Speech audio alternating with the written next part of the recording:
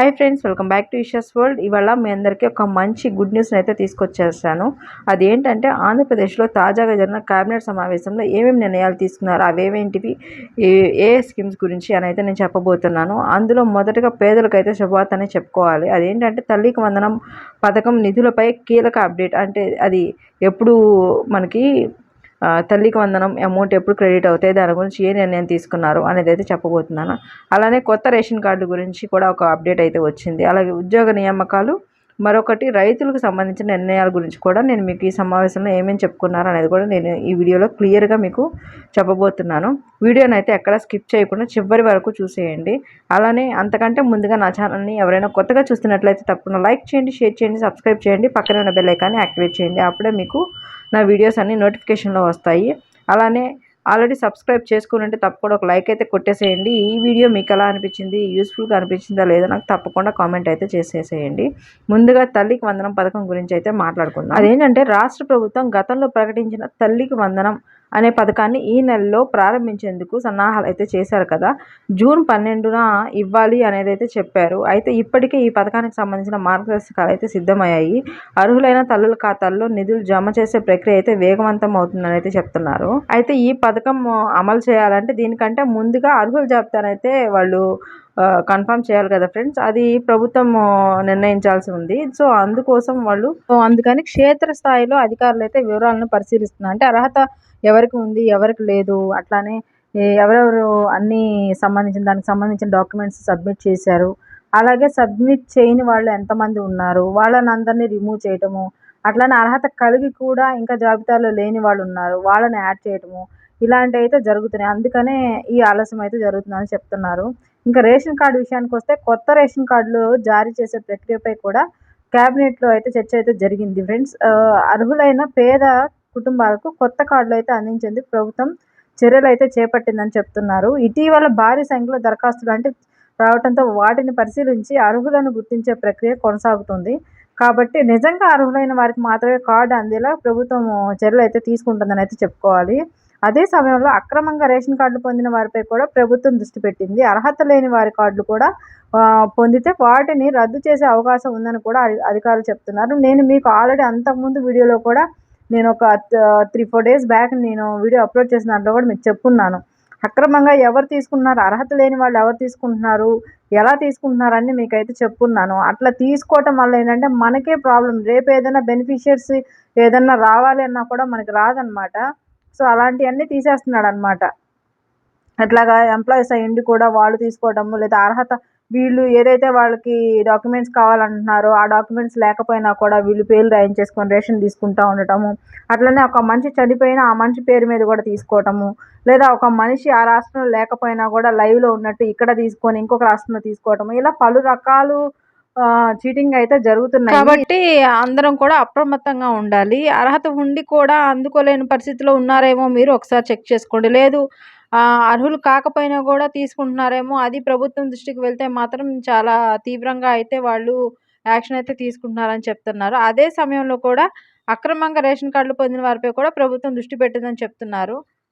So ఇంకా పేదల కోసం మరో కీలక నిర్ణయం కూడా తీసుకున్నారంట. అదేంటంటే ప్రస్తుతం కేంద్ర ప్రభుత్వం అందిస్తున్న ఉచిత బియ్యంతో పాటు రాష్ట్ర ప్రభుత్వం కూడా అదనంగా సాయం అందించే అంశాన్నయితే పరిశీలిస్తుందని చెప్తున్నారు. సో మనకి మామూలుగా అయితే మన కేంద్రం మనకి రేషన్‌లో మనకి బియ్యం అయితే ఇస్తుంది కదా ఫ్రెండ్స్. దాంతో పాటు రాష్ట్రంగా కింద కూడా మనకి అదనంగా సహాయం చేసే అవకాశం అయితే ఉందని, దానికోసం పరిశీలనలు కూడా జరుగుతున్నాయని ఈ క్యాబినెట్ మీటింగ్‌లో అయితే చెప్పుకున్నారనమాట. అట్లానే పేద కుటుంబాలపై ఆర్థిక భారం తగ్గించడమే లక్ష్యంగా వీళ్ళు చర్యలు తీసుకుంటున్నట్లు కూడా తెలుస్తోంది మనకు చూస్తుంటేనే. అట్లాగే రైతులకు కూడా ప్రభుత్వం శుభవార్త చెప్పింది. అదేంటంటే వ్యవసాయ రంగానికి సంబంధించిన పలు ప్రతిపాదనలనైతే క్యాబినెట్‌లో ఆమోదమైతే తెలిపింది. వీళ్ళు ఏదైతే ఈ వ్యవసాయ రంగానికి వీళ్ళు ఏదైతే అడుగున్నారో వాటన్నిటిని కూడా ఓకే అని చెప్పేసి చెప్పిందంట. అది ఏంటంటే రైతులకి అవసరమైన మౌలిక సదుపాయాలు కల్పన, సాగునీటి ప్రాజెక్ట్ అభివృద్ధి, మార్కెటింగ్ సదుపాయాలను మెరుగుపరచడంపై చర్చ అయితే జరిగింది. దానికి వీళ్ళైతే గ్రీన్ సిగ్నల్ ఇచ్చారనే చెప్తున్నారు. సో మీకు అర్థమైంది కదా ఫ్రెండ్స్. ఈ రైతులకు కూడా మంచి సాయం అయితే అందించారనైతే చెప్పుకోవాలి. అలాగే ఈ రైతులకి ఆదాయం పెంచే దిశగా కూడా పలు నిర్ణయాలు తీసుకుంటున్నట్లయితే సమాచారాలు అందుతున్నాయి ఫ్రెండ్స్. దీని గురించి కూడా ఏదన్నా నాకు అప్డేట్ వస్తే ఖచ్చితంగా నేను మీకు తెలియజేస్తాను. అలాగే ఇంకొక పాయింట్‌కొస్తే ఉద్యోగాల విషయంలో కూడా కీలక ప్రకటనలైతే వెలువడ్డాయి. అవేంటంటే వివిధ ప్రభుత్వ శాఖల్లో ఖాళీగా ఉన్న పోస్టులని భర్తీ చేయాలి అనైతే వీళ్ళు నిర్ణయం అయితే తీసుకున్నారు ఫ్రెండ్స్. ఎన్నో సంవత్సరాల క్రితం నుంచి మనకిట్లా ఈ గవర్నమెంట్ కింద పోస్టులయితే భర్తీ చేయకుండా ఉన్నాయి కదా ఫ్రెండ్స్. వాటిని మళ్ళా వాళ్ళు భర్తీ చేయాలనైతే అనుకుంటున్నారు. అవేమేంటి అంటే ఎస్ఐలు, కానిస్టేబుల్సు, డీఎస్సీ మెగా నియామకాల దిశగా ప్రభుత్వం అయితే అడుగులైతే వేస్తుందనైతే చెప్పుకోవాలి. ఇప్పటికే కొన్ని శాఖల్లో ఖాళీల వివరాలనైతే సేకరించారు. ఇంకా పెండింగ్ ఏవేవైతే ఉన్నాయి, ఇంకా నోటిఫికేషన్స్ ఏమైతే ఇవ్వకుండా ఉన్నారు, ఇట్లాంటి వాటిల్ని వాళ్ళు సేకరించుకుంటూ ఉన్నారు.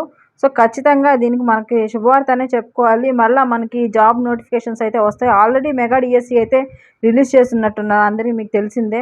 సో, నెక్స్ట్ ఇంకా ప్రభుత్వం ఇంకా కొన్ని ఉద్యోగాలనైతే తీసుకొస్తుంది. వాటి గురించి వివరాలనైతే వాళ్ళు సేకరిస్తున్నారనైతే చెప్తున్నారు. అట్లానే ఇక మద్యం విషయానికి వస్తే మాత్రం ప్రస్తుతం అమల్లో ఉన్న విధానంలో కొన్ని మార్పులకైతే కేబినెట్ ఆమోదం తెలిపింది. వీళ్ళు అడిగినయి అన్నీ కాకపోయినా కొన్నిటికన్నా సరే గ్రీన్ సిగ్నల్ అయితే వదిలారంట ఫ్రెండ్స్. అదేంటంటే రాష్ట్రానికి ఆదాయం పెరగడంతో పాటు అక్రమ మద్యం నియంత్రణ లక్ష్యంగా ఈ నిర్ణయాలు తీసుకున్నట్లయితే తెలుస్తోంది.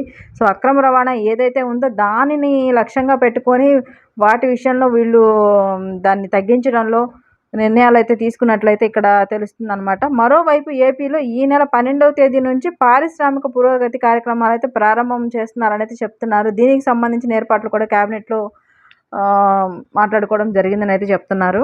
అలాగే ఎంతోమంది ఎదురు చూస్తున్నది వచ్చేసి మనకి తల్లికి వందనం పథకం కింద అమౌంట్ ఎప్పుడు జమ అవుతాయి అనే దాని గురించి అయితే ఇప్పుడు ఈ నెల 19వ తారీఖు నుంచి అయితే నిధులు జమ అవుతాయని అయితే చెప్తున్నారు. సో, వార్తలు వస్తున్నప్పటికి కూడా అధికారిక ప్రకటన కోసం ఎదురు చూడాల్సి వస్తుంది ఫ్రెండ్స్. మామూలుగా అయితే 12వ తారీఖు అని చెప్పేసి అన్నారు. మళ్ళీ ఇప్పుడు 19వ తారీఖుకి చెప్తున్నారు కన్ఫామ్‌గా పడతాయని చెప్పేసి. కానీ పడితే లేదు మనమైతే వెయిట్ చేసి చూడాల్సిందే ఫ్రెండ్స్.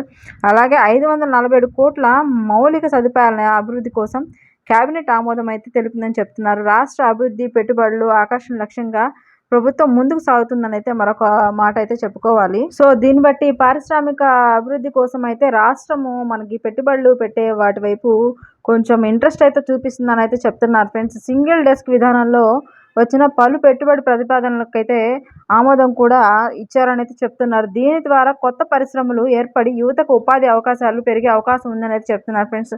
ఇది కూడా ఒక మంచి గుడ్ న్యూస్ అనే చెప్పుకోవాలి. సో, దీన్ని బట్టి యువతకు కూడా నిరుద్యోగము అనేది లేకుండగా అందరూ ఉద్యోగస్తులుగా బతికే అవకాశం అయితే ఉందని చెప్తున్నారు. అయితే ఈ నిర్ణయాలన్నీ కూడా అధికారికంగా ప్రభుత్వ ఉత్తర్వులు విడుదలైన తర్వాతే మనం పూర్తి స్థాయిలో అమల్లోకి వస్తాయని అయితే మనం అనుకోవాలి ఫ్రెండ్స్. ఇప్పుడు వీళ్ళు మాట పరంగా అయితే మనకు చెప్పున్నారు. కానీ ఇది మనకి ఆన్ పేపర్‌గా వస్తే గానీ ఏదైనా సరే మనం ఒక ఆలోచనలోకి అయితే తీసుకోవచ్చు. కాబట్టి ప్రజలు సోషల్ మీడియాలో వచ్చే ప్రతి వార్తను నమ్మకుండా అధికారిక ప్రకటనలు మాత్రమే విశ్వసించాలని అయితే అధికారులు చెప్తున్నారు ఫ్రెండ్స్. మనకి ఏదైనా సరే నోటిఫికేషన్ రూపంలో వచ్చిందాకా మనం ఏది నమ్మటానికి లేదు ఫ్రెండ్స్. సో, మీరు ఇదైతే మనం ఇట్లా జరిగింది అనేదైతే ఈ నిర్ణయాలన్నీ తీసుకోవడం జరిగింది, అమలు చేస్తామనైతే చెప్పారు. బట్ దానికోసం అయితే మనం వెయిట్ చేయాలి. ఇది కొంతవరకు మనకి 50% వరకు ఇస్తారని అయితే మనం నమ్మొచ్చు. సో, ఇంకొక 50% ఏంటంటే ఆన్ పేపర్‌గా వస్తేనే మనం ఏదైనా నమ్మాలి. దళారుల చేతుల్లో మనం మోసపోకూడదని అయితే ప్రభుత్వం చెప్తుంది ఫ్రెండ్స్. ఈ ఉద్యోగాలైతే కానివ్వండి ఫ్రెండ్స్, అట్లానే అమ్మఒడి కానివ్వండి, లేదా పారిశ్రామిక పెట్టుబడుల గురించి కానివ్వండి, లేదా రైతుల గురించి కానివ్వండి, క్యాబినెట్‌లో అయితే జరిగిన మాటలు మీకైతే నేను చెప్పడం జరిగింది ఫ్రెండ్స్. దీనికి మరి క్యాబినెట్ సమావేశంలో తీసుకున్న ఈ నిర్ణయాలన్నిటికి కూడా మీ అభిప్రాయం ఏంటో కూడా ఒకసారి చెప్పండి ఫ్రెండ్స్. అలానే తల్లికి వందనం పథకం, కొత్త రేషన్ కార్డులు, ఉద్యోగాల నియామకాలపై మీ అభిప్రాయాన్ని కామెంట్‌లో తెలియజేయండి ఫ్రెండ్స్. ఈ వీడియో మీ అందరికీ యూస్‌ఫుల్ అవుతుందని అనుకుంటున్నాను ఫ్రెండ్స్. కాబట్టి చూసారు కదా ఫ్రెండ్స్, ఇలాంటి మంచి మంచి స్కీమ్స్ గురించి, అలానే జాబ్ నోటిఫికేషన్స్ గురించి, అలానే న్యూస్ అప్డేట్స్ గురించి మీకు కావాలి అంటే తప్పకుండా నా ఛానల్‌ని అయితే సబ్స్క్రైబ్ చేసుకోండి ఫ్రెండ్స్. అలానే పక్కనే ఉన్న బెల్ ఐకాన్ని ప్రెస్ చేయండి. అప్పుడే నా నోటిఫికేషన్స్ అన్నీ మీ దాకా వస్తాయి. సో, ఇవాల్టికైతే ఇదే ఫ్రెండ్స్. మరో కొత్త వీడియోలో మరో కొత్త అప్డేట్ తోటి మీ ముందు ఉంటాను. Thank you for watching.